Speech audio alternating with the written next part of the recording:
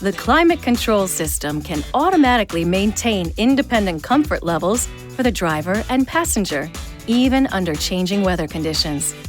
Use the temperature control knobs to set the desired temperature for the driver and the passenger sides. Then press the corresponding auto buttons, and the system will automatically maintain that comfort level via the heating and air conditioning systems. You can change the set temperatures at any time during automatic operation, or turn the rear defroster, air conditioning, or air recirculation features on or off, or push sync to synchronize the driver and passenger temperatures. The system will adjust to accommodate each new request. Speaking of air recirculation, this feature can keep odors and traffic exhaust out of your cabin.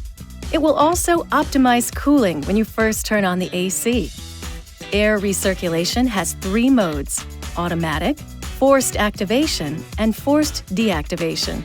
Press the button once for automatic recirculation. The left side indicator will light up.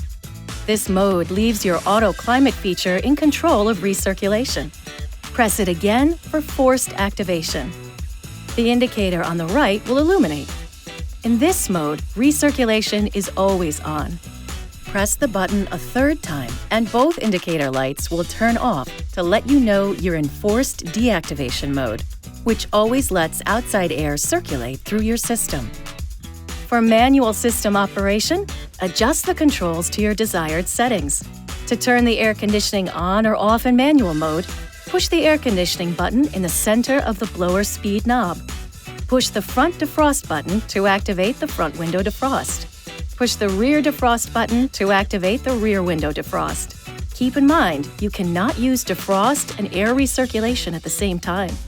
To turn the climate controls off, turn the fan speed control all the way counterclockwise. The off message will appear on your information and entertainment system radio screen. This video is not intended to take the place of your owner's manual. For complete details and other important safety information, please see your owner's information.